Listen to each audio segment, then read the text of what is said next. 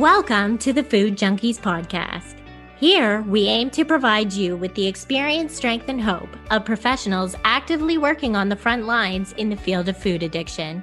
The purpose of our show is to educate you, the listener, and increase overall awareness about food addiction as a disease with abstinence as the solution. Here, we talk about all things recovery. Most importantly, how to thrive rather than just survive. So stay positive, make a change for yourself, tell others about your change, and hopefully the message will spread. Hey, Food Junkies listeners, Clarissa here. On today's podcast, we're featuring Bonnie Kaplan, PhD. She's a Professor Emeritus in the Cumming School of Medicine at the University of Calgary. She has published widely on the biological basis of developmental disorders and mental health, particularly the contribution of nutrition to mental health. Her efforts to educate about the role of nutrition in brain health resulted in her selection in 2017 as one of 150 Canadian difference makers in mental health in honor of Canada's 150th birthday. In 2019, she was honored with the Dr. Rogers Prize for Excellence in Integrative Complementary Medicine. In 2021, she was chosen as one of the top 7 over 70 in Calgary, partly for her book, The Better Brain, written with Professor Julia Rucklidge and published by Harper Collins, as well as her 2 charitable funds that support research by junior colleagues to study nutrition and mental health. So far, she's raised over $1 million Canadian. Her primary goal is to bring nutrition education and treatment to the forefront of mental health care. The best news is Dr. Kaplan is coming to my hometown, Parry Sound, on November 2nd to present at the Stocky Center on the topic of the importance of nutrition for brain health and resilience. This event was going to be hosted at the Parry Sound Hospital, but apparently a doctor there was opposed to it. They essentially stated her work was not based in science. I found this so hard to believe since Bonnie has spent so much of her life in the field of research and has 142 peer-reviewed publications to prove it. So as a community of passionate people about a food as medicine approach to mental health, to enhance mental health, we found a way to host her here anyways and for free to the general public. So all are welcome to attend this event, which will be held from 1 p.m. to 3 p.m. November 2nd at the Stocky Center in Parry Sound. All donations are going to 2 local programs to provide fresh food for their participants. One is called The Drop, and they support local youth. And the other is Hope Pregnancy Center, which supports local pregnant moms. Thanks to Home Depot and Sweet Sobriety for sponsoring this event. Now here's Bonnie. Welcome to the Food Junkies podcast. This is Clarissa, and today we have Dr. Bonnie Kaplan. Welcome to our show. Thank you very much for having me. I'm looking forward to chatting with you. Great. Well, we do love for our audience to get to know our guest. So would you mind sharing your personal and professional story and what led you to write the book, Better Brain, Overcome Anxiety, Combat Depression, and Reduce ADHD and Stress with Nutrition? And were there some aha moments along the way? Oh, there were lots of aha moments. But, I'm going to start at the end of the story. I wrote that book with my former student, Julia Rucklidge, who for 20 years now has been living in New Zealand. She's on the faculty at the University of Calgary in Christchurch, New Zealand. And she and I shared an enormous frustration. I remember when we had something like 10 articles in peer-reviewed journals showing the importance of nutrition for mental health. And we thought, at last there are 10 peer-reviewed studies. People will wake up and pay attention. And now we're over 50 and they're still not paying attention. We have a long way to go. And we said, enough with trying to get to the policymakers, although I am actually working on that. Let's educate the general public. The general public needs to know that you cannot live on air and chemicals and water and have a healthy brain or body. So let's pull together all the research and the logic and what we know about the biological basis and what nutrients do in our brains. And let's write it at the level that anybody who is interested in this topic would see this as something worth reading. So it was very interesting because I'm often asked, Clarissa, how long did it take you to write this book? It can take so long to write a book. Julie and I were obviously very on top of the literature, having contributed a great deal to it ourselves. And frankly, I don't remember how many months it took, but I think we had it a complete first draft in 3 or 4 months. And then there was editing and cutting and cutting and cutting, because it was too long. But we knew what we wanted to say. We were both giving so many talks to the general public. We knew what the public wanted to know and needed to learn. So we wrote that book out of frustration because we saw that people really needed to know this information and no one was presenting it. That's amazing that you stepped up and you did the work. You wrote it and now you're promoting it. I know that you've been on summits before, and any chance that I think probably that you're given, you probably take in to kind of talk about this kind of thing. And I was recently watching some interviews that you did, and I was so excited to be able to be here. So thanks again for inviting me along, Clarissa. And so Bonnie, I was wondering if you could kind of talk to us about how food and nutrition do impact our mental health, because obviously Clarissa and I work in this world, right? At that intersection of disordered eating and addiction. We're both mental health professionals. And just from a professional perspective and a personal perspective, I want to know, how does what I'm putting into my mouth impact whether or not I'm going to maybe be depressed or anxious or mood swings or anything that, kind of comes along with what we think about when we think of this big umbrella of like mental health or mental wellness. Sure. That's a really important topic. I'm going to make one preliminary comment, Molly, because you referred to how I've been talking a lot and actually losing my voice a lot because I'm talking so much, but that's okay. And you're right. I hardly ever turn down an opportunity to speak, but I have been amazed at how many people want to hear about this. And so I started keeping count, basically, because I had to keep a spreadsheet because I retired from the university in 2016. So I don't have anybody to do all the arrangements and all the emails and all that. So I started a spreadsheet and I keep track. And since the book came out, which is just a little over 2 years ago, I've given at least 150 lectures, podcasts, interviews, etc.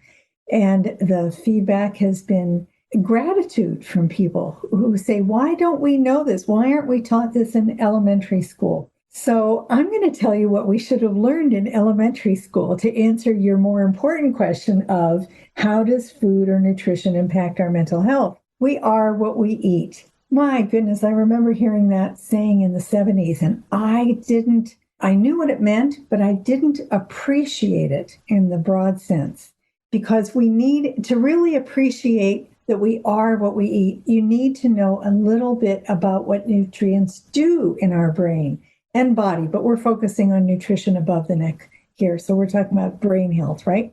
So in terms of brain health, I had a very physiological orientation in all of my training with postdocs in neuroscience, and I studied biochemistry and so forth. So I took for granted that people knew what cofactors were. And I found out that not even my physician colleagues knew what cofactors were.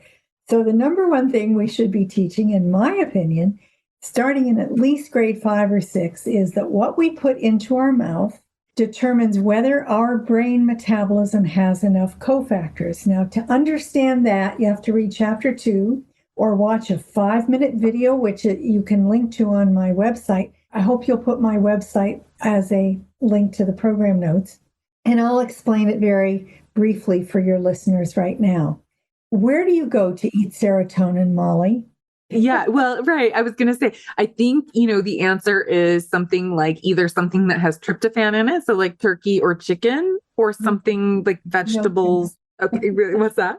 You know too much, because you're right. You look for the precursors is the point you're making, if I could just abbreviate it, because you cannot eat serotonin. You cannot eat dopamine. I don't know of any plant or animal product that gives you the neurotransmitters that we all want to have in plentiful supply in our brains.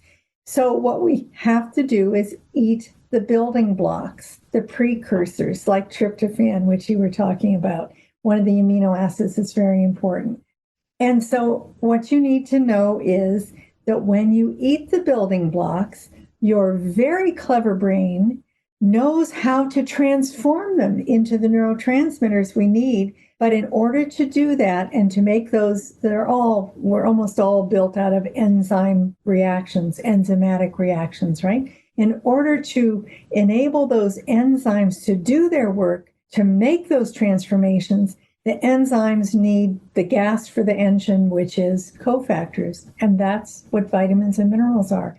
The micronutrients, which is the word we usually use to refer to the roughly 30 vitamins and minerals that we need every minute of every day in our bloodstreams, those are the cofactors for all of the metabolism, not just in the brain. Throughout our body, every single cell in our brain and our body has mitochondria producing the energy molecule, ATP. What does a mitochondria need in order to produce ATP? It needs cofactors. It needs the nutrients that enable it to do its work.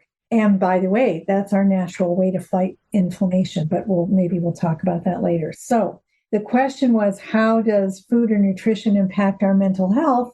If you accept that your mental health is a function of an optimally functioning brain, vitamins and minerals, especially, but also the amino acids and the essential fatty acids, but especially the vitamins and minerals provide the cofactors that enable your brain to work.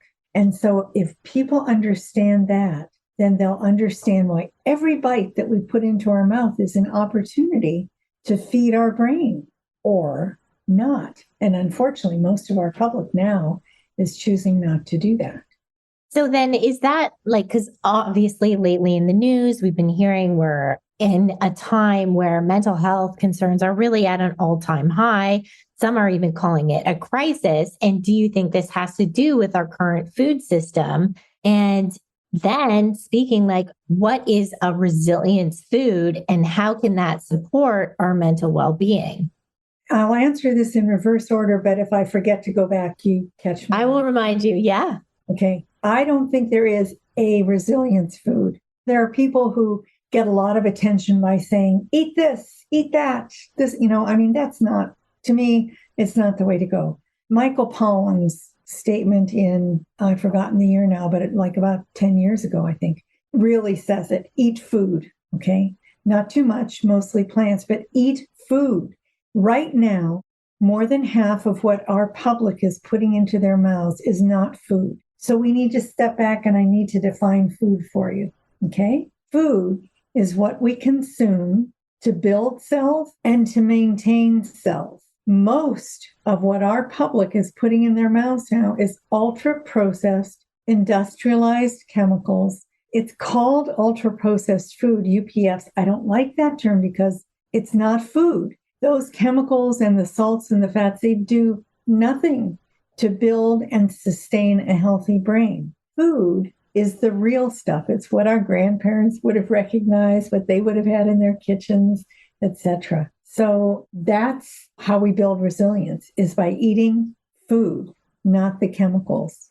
Now, you asked me about, whether or not the food system has a lot to do with mental health. I can make an ironclad case proving that the answer is yes. And I don't want to bore you or your audience by citing a lot of studies. We go through about 100 studies we refer to, I think, in our book, correlational, longitudinal, prospective studies, on-off control, randomized controlled trials, the whole bit. And we prove the data are there. It's totally empirically based that what we consume influences our resilience. That's been shown. Julie and I showed that with the disaster studies. Do you know about those? Yeah, can you speak about them actually? I would love you, because our audience actually loves study. They love research. They are very informed consumers. So this will speak very well to them. Okay, so this might be a little bit of a long answer, but it's a very dramatic story. So in 2009, Julia started publishing on nutrition and mental health. Basically, I had gone there in 2003 to New Zealand as a visiting scholar showed her our preliminary data, gave talks on our early data. I'd started publishing in 2000 and said, Julia, you've got to look at this. It's real. It took her a little while. She was as skeptical as I was. We're all a product of our education, right? I mean, Clarissa, everybody knows that. And she and I were both taught that nutrition was of trivial influence for mental health. Nothing could be further from the truth. So anyway, in 2009, Julia started getting some very interesting results and started publishing on it. And then in 2010, if you remember, there was a massive earthquake in Christchurch. And it was right in the middle of a study that she was doing. And she had the incredible wherewithal to go and find the people who had been evaluated for the study.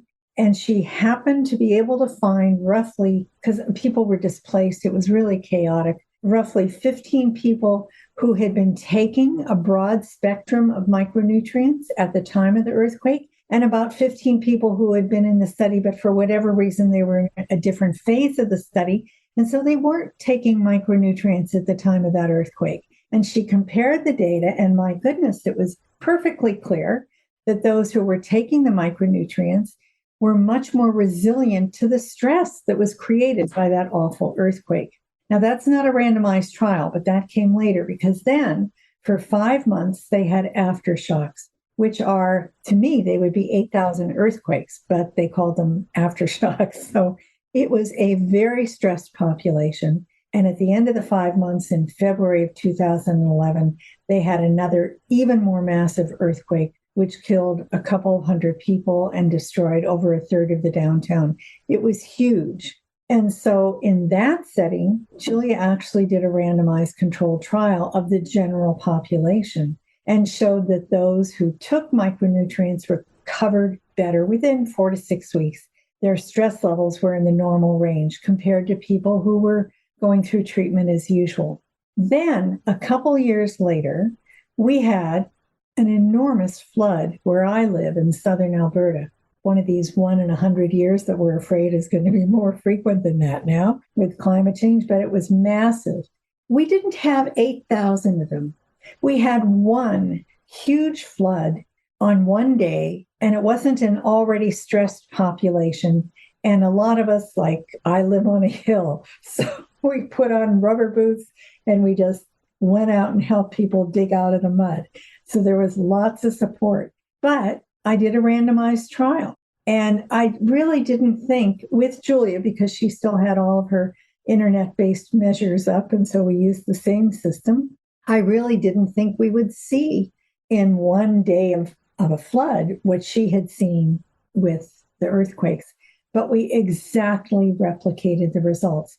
Ours also was randomized, and we had 3 arms to the study. And if I'm going on too long, you'll cut out some of this later. That's okay. But one group got broad spectrum micronutrient formula that covered all the micronutrients, roughly 30 of them. And one group got B complex, because there is a literature in the so-called normal population, college students, whatever, I don't know who's normal anymore post-pandemic, but showing that just taking a B complex after breakfast every day, always on a full stomach, improves resilience. So, and we showed that it did. And it also in 4 to 6 weeks, people did very well. And then our third arm was an active comparator. In these crisis situations, using a placebo is unethical. Okay. So there was nobody would join a study with a placebo. They're also desperate for help, and it would be horrendous. So our third group got 1,000 IUs of vitamin D, which we know vitamin D is very good for all kinds of things going on in the body. But it really is what we showed is it didn't do much for their stress and anxiety. So now we have that randomized trial. And then there's one more step in this story. Along come those horrible mosque murders where a crazy terrorist entered 2 mosques in Christchurch, an already traumatized population, and, used automatic weapons and killed a lot of people and injured a lot of people. And they had a very traumatized population again. There was no way you could use a placebo. In fact, there was really no way to do a controlled trial. And so Julia collected data on people who wanted to take one of the formulas, a broad spectrum micronutrient formula, and they volunteered to just be monitored clinically. And they exactly replicated the results. So now we have all kinds of situations showing in 4 to 6 weeks, resilience is very much improved if you improve your micronutrient intake, however you do it. Okay. I don't remember why I went launched into that long story. You got to get me back on track here. Well, I think what that does lead into then is like my next question was, then is a whole food diet sufficient for everyone? When we think about these disasters and the information that you were able to kind of glean from your random controlled trials, and giving people, specific formulas of things and testing them against, just a B complex or just vitamin D, is whole food enough for us to be consuming in the environment and the world we live in today? I'm so glad you asked me that question, Molly. It's such an important one. I'm a whole foods person first, and so is Julia. We are acutely aware of the inadequacy of our food supply right now and how the things that are making it inadequate. Yet, that doesn't mean you should eat less of it. It just means you should eat more of it. And just stop eating the chemicals. There is just no reason on earth to drink sugared drinks or empty calories, we used to call them, or junk food, or I call them ultra-processed rubbish. There is no point. Does that mean I never eat a chocolate chip cookie? No. That's my weakness. Once in a while, they look really good. But eat whole foods. But there's a big but coming up. We know that in physical health, a very, very famous biochemist in the US, Bruce Ames, put together in 2002 a summary of roughly 50 genetic mutations that caused humans to need unusually large amount of vitamins to be cofactors in their bodies in order to avoid having symptoms of various kinds. And the reason they needed them is that they had an inherited predisposition for those enzymes to not be sticky enough, not be able to grab enough of the micronutrients that were the cofactors. So you had to flood the metabolic steps with lots of cofactors, and then people could get rid of their symptoms. No one has studied that yet in mental health, but we think that it's perfectly consistent with what we see, which is that some people eat a really, really, really good diet. We all know what it is, the Mediterranean style, half your plate being fruits and vegetables, whole foods, healthy diet, and they still have symptoms, and they get better when they take a broad spectrum micronutrient formula. So there must be this variation of inherited predisposition. And by the way, someone far more senior to me, Linus Pauling, a Nobel Prize winner in the 1960s, predicted exactly that. He was discussing, and we have this quote in our book, he was discussing how some people have mental illness running in their families. And what is it that would be inherited? Because it's not actual, there's nothing been found in spite of millions of dollars spent for genetics research. Very little, they say that 5% of the variance in mental health has been explained by the results of all that money. But Linus Pauling said, what's probably inherited is something involving the regulation of the essential nutrients in the brain. And so he predicted exactly this. And I've seen it myself in some people who eat very, very well. I've seen them get much better when they take a micronutrient formula. But first, they should clean up their diet, right? Yeah, no, that makes a lot of sense, right? Food first, and then see how you feel. And then even then, we know the potential is still there. We certainly interviewed Julia Ross, and she talks a lot about amino acids and how that can really help people with mood and craving when they supplement with those. And we also had a wonderful woman on Brenda, who spoke about DNA, and we had our DNA done. And within that, I found out that I'm somebody who actually doesn't make 5-HTP. And so therefore, I have to supplement with it. And so I'm wondering if you could speak a little bit more about, is that essentially what could be happening for people if they're not getting enough out of their whole foods? You know, we all know about macronutrients, which are the fats, proteins, and carbohydrates. What are micronutrients? Like when you say broad spectrum micronutrients, can you explain a little bit more for the listener? Like, what are these and how do they, like, we know they're cofactors now, but like maybe can you name a few just to help us give a bit more understanding? Sure. It's basically every vitamin and mineral that you've ever heard of, about 15 of each. And the reason I'm so glad you caught me on this, I try not to use any undefined terms or jargon, but they slip out. So there are lots and lots of people who keep asking me, which vitamins should I take? Which minerals should I take? And we call it magic bullet thinking. And it's not the way our brain works. I mean, it's interesting what you discovered about yourself, but by and large, we don't have tests yet that can tell you whether you need more magnesium than I do, or I need more vitamin B6 than you do for optimal brain function. We don't have those yet. We don't even have ability to test the circulating levels in our brain. We only can study, in your arm, the peripheral blood levels, and that's not sufficient. No, I'm just curious. Yeah, with that being, and I heard you talked before in other interviews about it's not like we're missing that one micronutrient or that one mineral or that one vitamin, and that a lot of studies in the past have tried to focus on singular potential things. And what you found is like there's more value in the broad spectrum, as you say, in terms of giving everyone the full dose of what they may benefit from. That's right. Actually, I think I can summarize it this way. We needed a term to refer to having lots and lots of vitamins and minerals. And so that's why we tend to say broad spectrum. But generally in our writings, that means at least 25 of the roughly 30 vitamins and minerals, okay?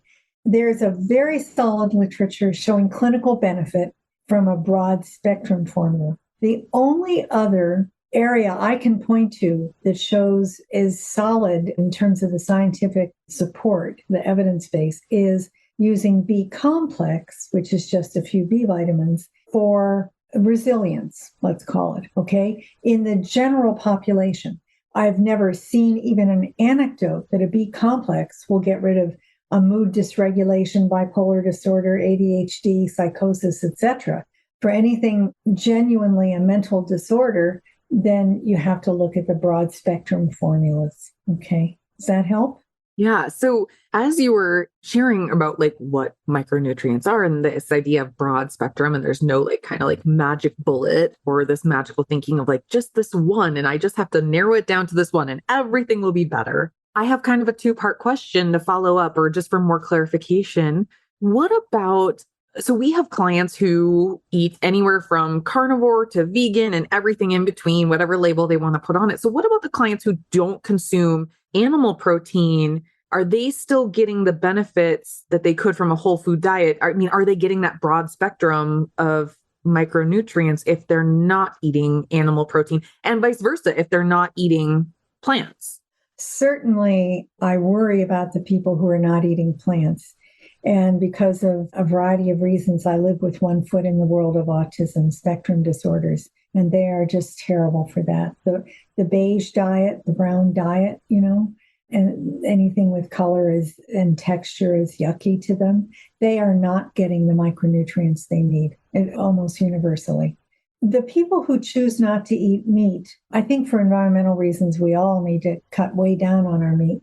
There is a tiny bit of research suggesting that people who don't eat meat might not be, well, they might be more vulnerable to depression and anxiety. I haven't read this literature carefully. I don't think the final word, the final story is in yet, but I think that we should choose the amount of meat that we eat for other reasons. You're not getting a lot of micronutrients through meat, but you are getting iron, obviously, and B12, et cetera. These are really, really important ones.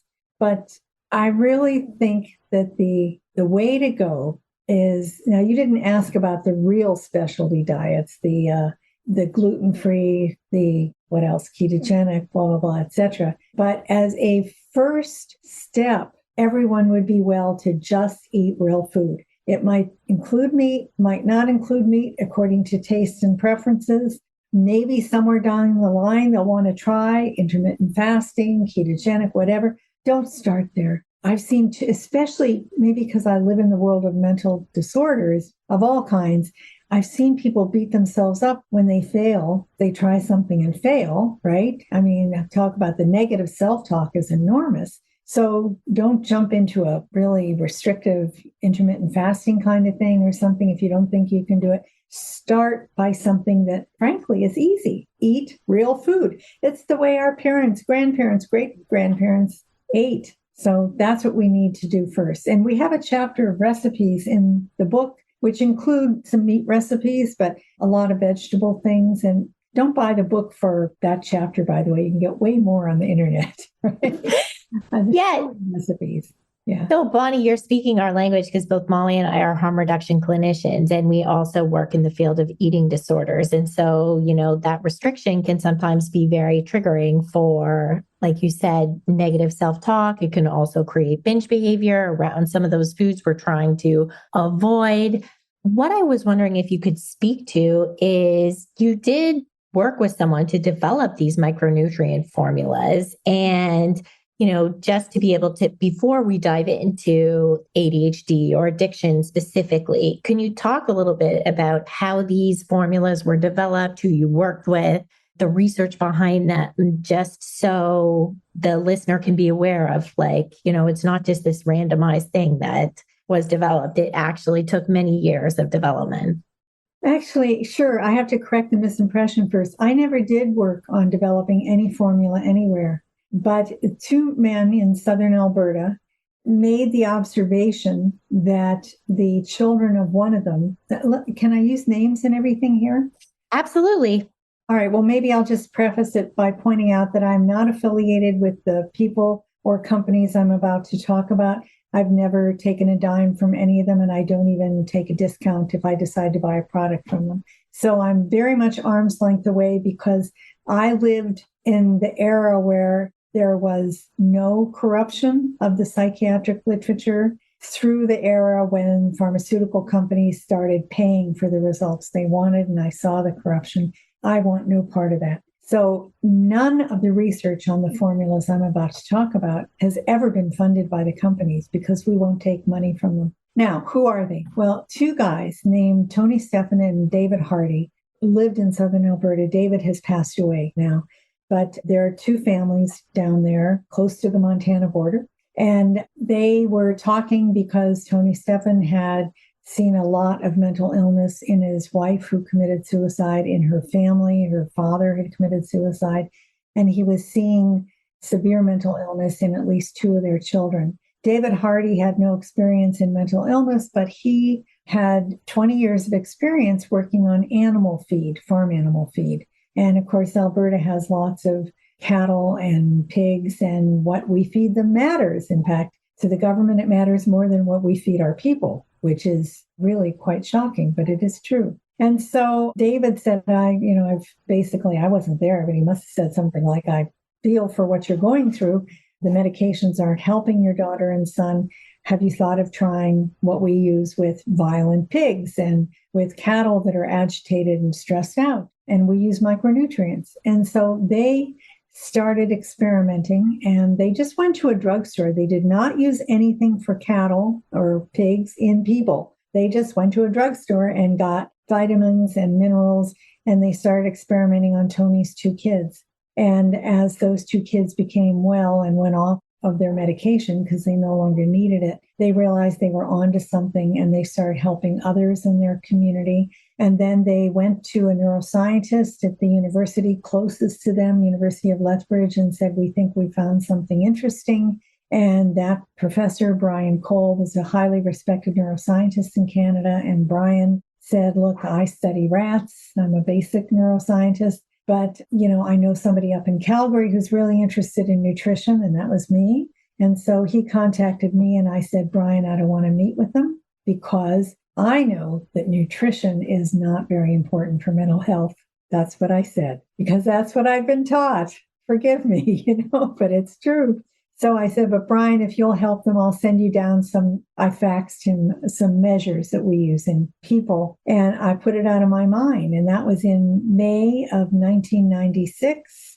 And in August, he sent me a fax and it showed an analysis of variance of some data.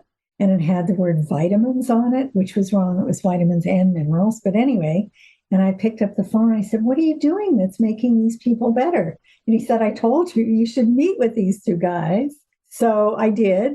And that became my adventure.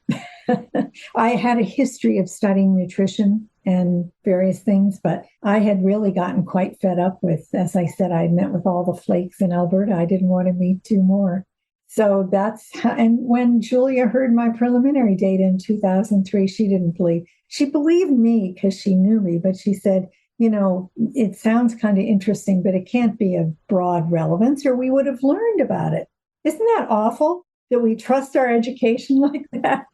But the education isn't there. And that's what I'm trying to change. So they started a company called True Hope. And if anybody listening wants to look them up, it's truehope.com. And then a few years later, they had a parting of the ways, which happens in business. And David Hardy, who was the real nutrition genius, really, who put together the formula.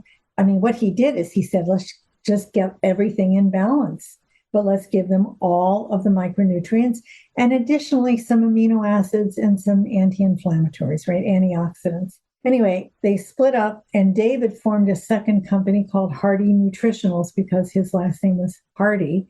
And his family, the Hardy family, is still running that company, and it's hardynutritionals.com. So anybody can read their websites, but they have very similar approaches, very similar perspectives to us researchers who have continued studying both formulas and also an additional one that I can't go into right now. But to us, we always were studying a concept. Does that make sense, Clarissa and Molly? We were studying the concept of forget one nutrient at a time.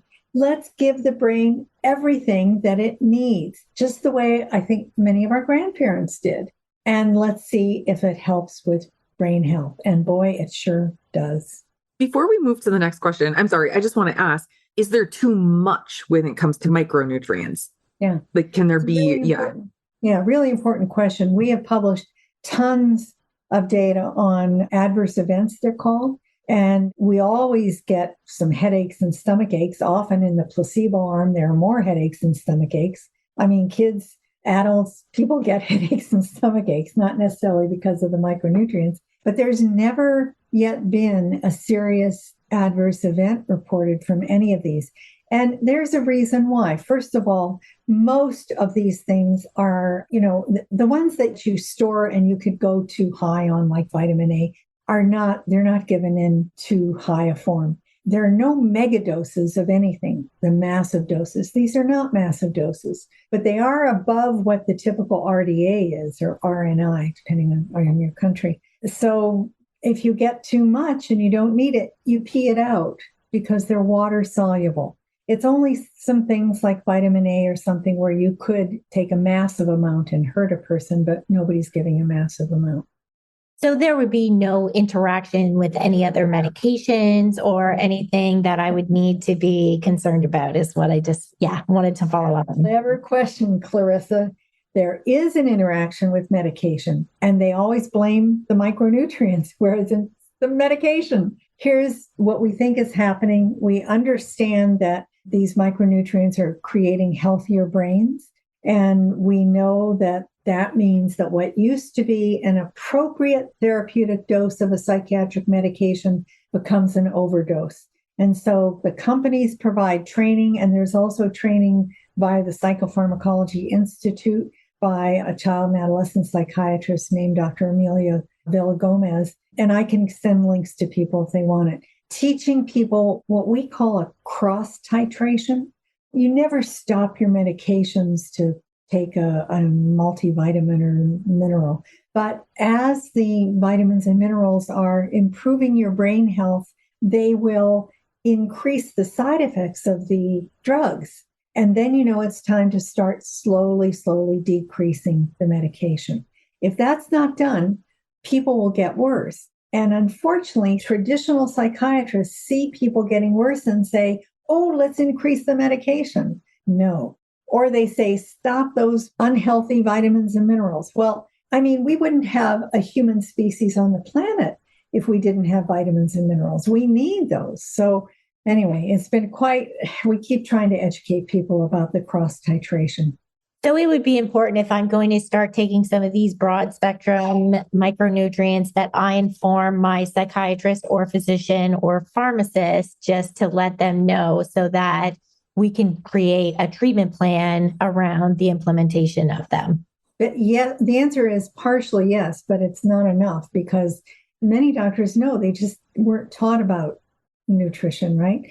But both of the companies, I think now, certainly Hardy Nutritionals, I think True Hope too, routinely educate clinicians of any kind about the cross titration, about how to use their formulas. So go online, explore their websites, and I'm sorry, don't look at their websites often enough to know. No, I'll link them in the show for sure to make sure everyone has that information as well. And I think that it adds so much value to say, like, these are the people who develop these, they have probably had a lot of these questions already and have a lot of the information that you might need and would be able to guide you in the right place. So I think that's excellent information. So I know in your book, you have you talk about stress, you talk about depression, and particular interest, I think, for our audience would be ADHD, because we also know that, connection to, for a lot of people, addiction. So we have some clients who are really hesitant to take stimulant medications for this reason of a pre-existing addiction to food or other substances, and others who have pre-existing heart conditions and can't take stimulant medications. So I'm wondering if you can speak to the benefits of micronutrients with ADHD. Can you explain kind of how they work and maybe what some of the studies you have done have shown? Okay. Actually, the evidence is stronger for ADHD than any other disorder right now. So I'm happy to do that. There are 3 totally independent, placebo-controlled randomized trials. And I already told you in some situations it's hard to use a placebo, but in all of these they were able to. And the result is that there is stronger evidence for ADHD than any other disorder right now because there are 3 independent randomized trials, and the World Federation of the Societies of Biological Psychiatry has looked at the first 2 of those 3 randomized trials. The third one came out a few months after they did their evaluation. But at any rate, just based on the first 2, they gave the evidence a grade of A. And the A is based on 2 trials.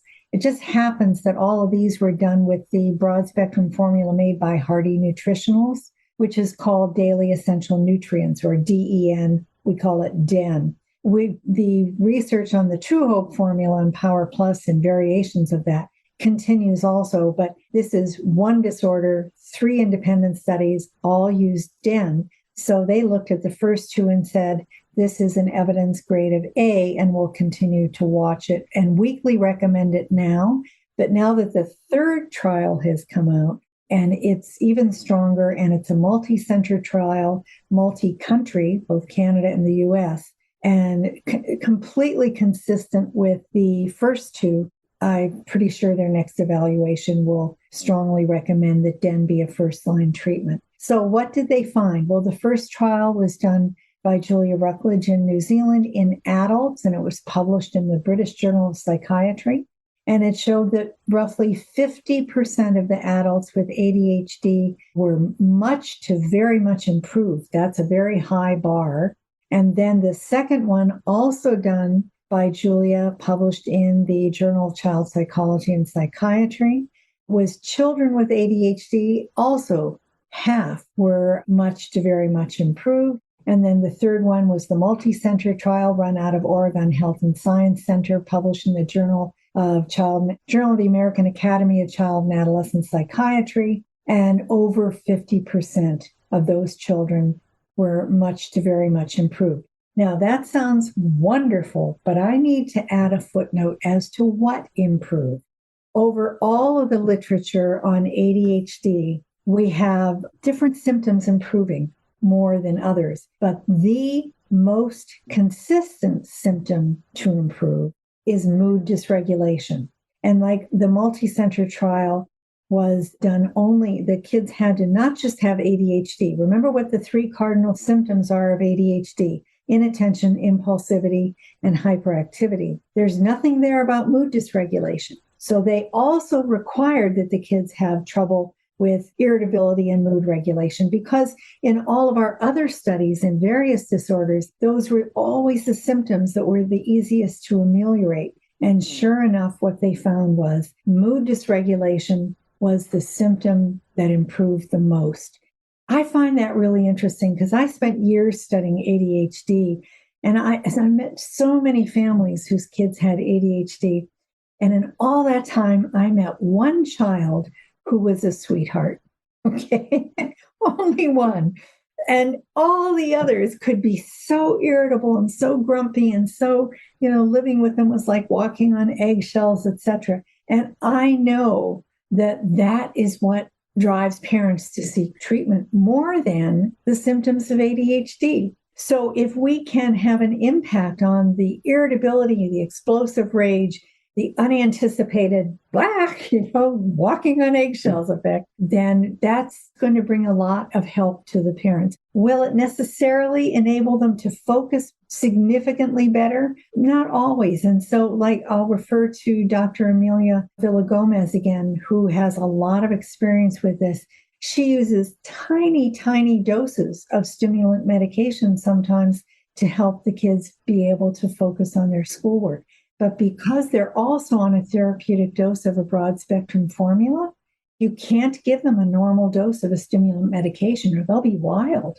They have to have a very tiny dose, introduced very slowly. Well, that's a good news story because then you don't have as many side effects from the medication.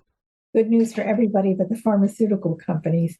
Yeah, so that's true, right? So if I was somebody who was already on a stimulant medication, and again, I'm thinking about introducing this DEN formula, it would be really good to reach out to these companies to see what the interaction might be, or think about potentially reducing my stimulant medication dose once I start these. Yes, get their guidance for sure. By the way, I'm speaking to definitely some Canadians here. Molly, I guess you're an American, but that what I just told you about with the World Federation of Societies of Biological Psychiatry, that report was endorsed by the Canadian network that is known as CANMAT, which has been around a long time. It's the Canadian Network for Mood and Anxiety Treatments Task Force. So we should be learning more about it in Canada too. So thinking about what was found out of those ADHD trials and, outcomes from those trials, and thinking that the mood dysregulation was across the board, it was the most likely to be improved by these broad spectrum formulas, would it be a stretch to say that those same formulas, or maybe not even those same formulas, but some spectrum or broad spectrum of the micronutrients would be helpful for anybody who maybe has depression or has been told they have treatment-resistant depression, or even the flip side of that, oftentimes, two sides of the same coin, the anxiety piece. Do the micronutrients make any sort of difference for individuals with either or both of those diagnoses? So as usual, I have sort of a long answer and you can decide what to keep, okay? So in Julia's first ADHD trial that I mentioned was in adults, they measured mood and found, even though they were not selecting for or against depression, that a quarter of the sample had met criteria for depression. And so they looked at mood after the end of the trial and found a very dramatic improvement in depression. But scientifically, that's kind of second rate. It's like a secondary analysis. They weren't selected for depression. So we still need a randomized controlled trial where people are selected for depression. However, what we do have is a really excellent body of literature showing improvement in depression in adults in 4 different randomized trials where people were taught to eat better. And so all 4 of these came from the continent of Australia, but they're 4 independent laboratories. They were all in adults, and they all selected people with different criteria, different measures. One was major depressive disorder, others was levels of depression, but they were all depressed adults and who weren't eating very well according to our, what we all know is a proper diet. And they were randomized. That's really important. Randomization is very important. So people didn't get to choose what they got.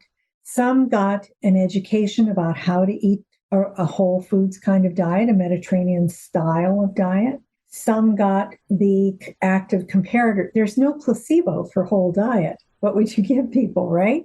So, but there is an active comparator that you can use, peer counseling, support, etc., which, by the way, helped many people. And we need to remember that we need to be supportive and help our friends who are struggling and so forth.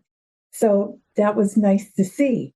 But the people who got education and were compliant with changing their diet to a better diet had very dramatic improvements in their mood, even remission of depression, no longer meeting criteria for depression.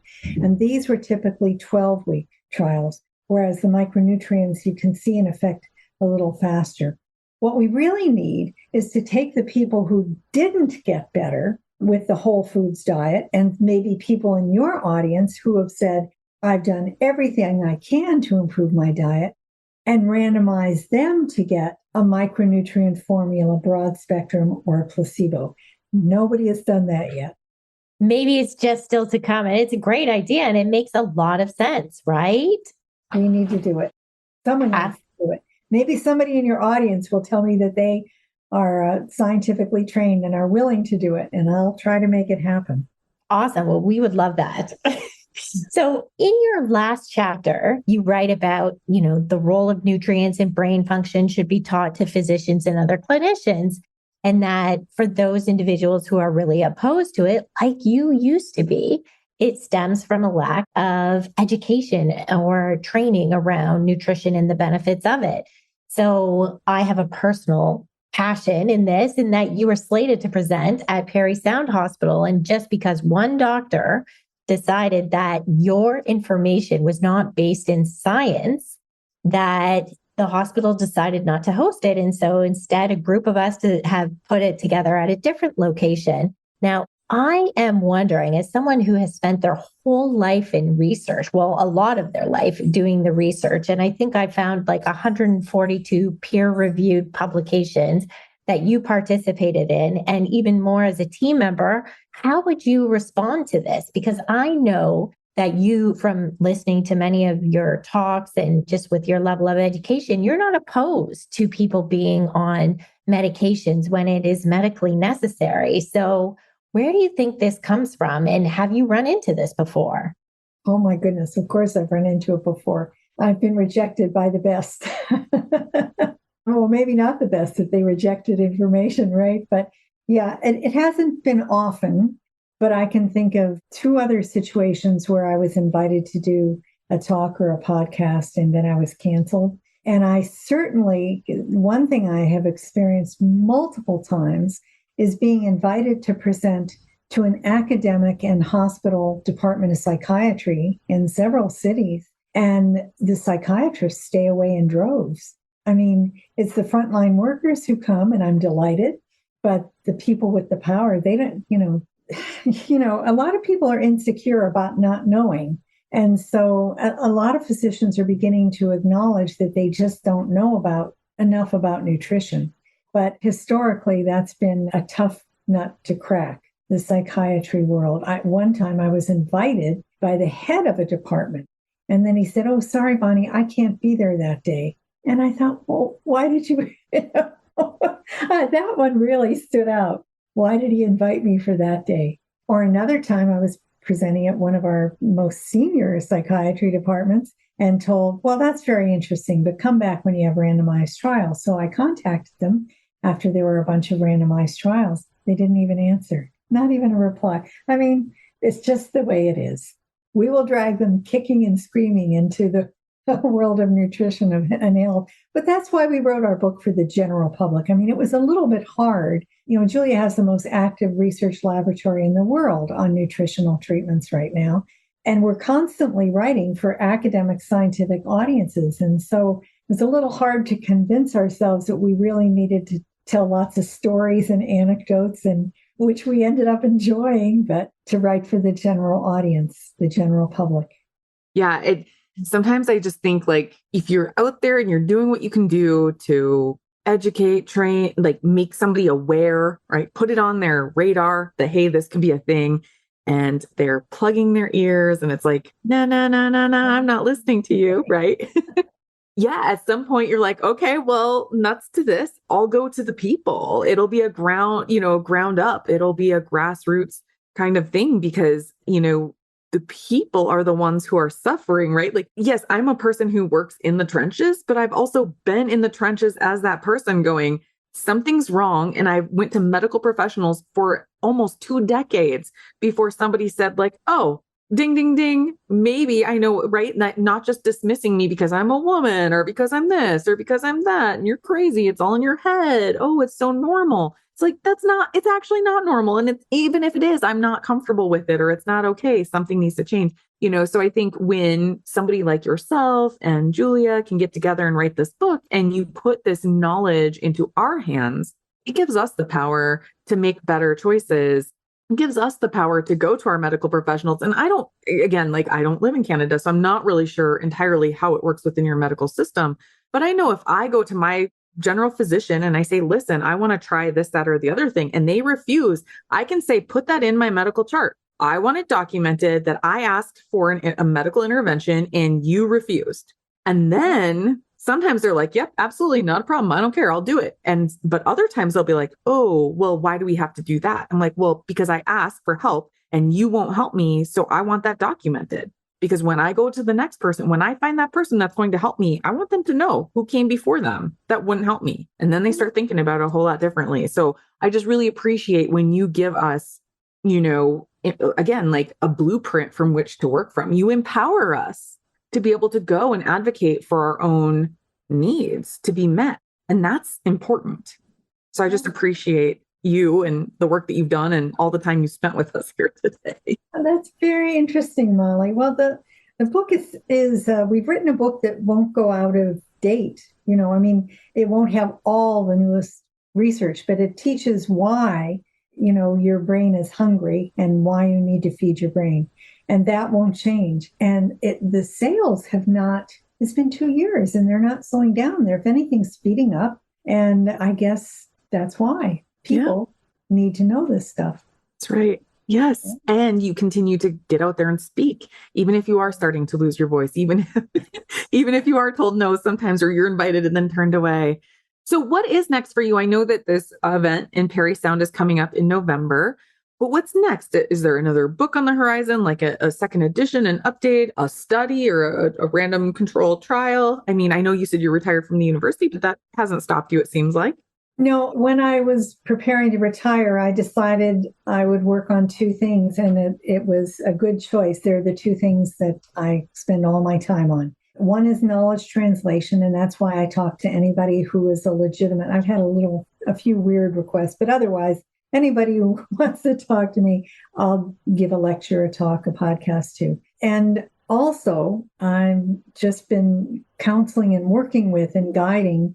I'm not the only one, but a group of medical students at the University of Alberta who have gotten the first ever in Alberta elective on nutrition and health. It's starting actually the end of this month. And I have one lecture to give for that course. So that, that's seeing education translated. That's knowledge translation. The other thing that I decided to do just before I retired is I set up 2 charitable funds for which I don't get any money. But I decided that all these people who want to study though it's not that many people, but Julie and Jenny at Johnstone I've mentioned, and there are a few others. Brenda Leung at University of Lethbridge, they need funding, and governments are still wanting to fund magic bullets. I mean, it's just phenomenal. They want you to just study one nutrient at a time, and that's not the way the brain works. So it's very hard for them to get the traditional funding. So I set up the two charitable funds. Why two? One in the US and one in Canada. It just makes it easier for people to get charitable tax receipts. And I have raised and distributed over $1 million Canadian, right, that's supporting these people. It's nowhere near enough. I mean, pharmaceutical trials, every single trial costs, I think on average, over $8 million now. So, oh yeah, drug companies know how to spend money as well as collect money. So we need more money. More importantly, we really need more young scientists willing to study this, people interested in mental health, not clinicians. With all due respect, they struggle and they have trouble getting research off the ground. So knowledge translation and raising money for my junior colleagues has occupied me a lot, and both are going pretty well. We'll make sure to link those charitable donation organizations as well in the show notes as well. So we do have a signature question before we let you go. And it is, if you could tell a younger version of yourself something about food and mental health, what would you tell her? I should have taken a traditional biochemistry course in my undergraduate years, and then I wouldn't have been so blind for as long as I was. But it took me a while to catch on to that. So I am biologically oriented.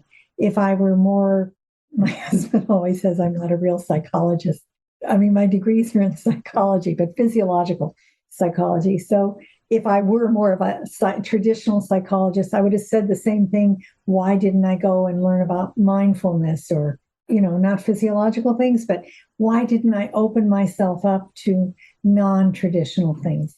And I learned this lesson the hard way. And so I don't care how flaky a new idea is now, I try to bite my tongue and listen with an open mind, because maybe that's the lesson. Be open-minded.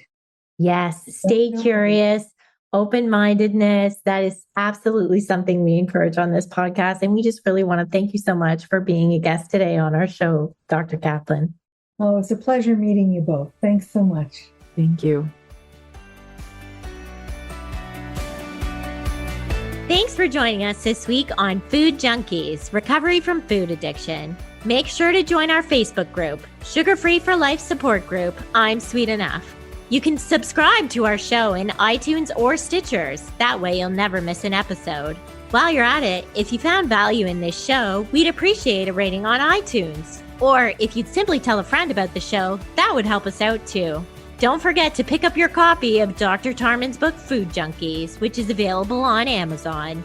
If you have any additional questions, both Molly and Clarissa are food addiction professionals and work one-on-one with clients. You can find their websites and email addresses in the show notes. Be sure to tune in every Friday when our new episodes drop. As Vera loves to say, the power is ours.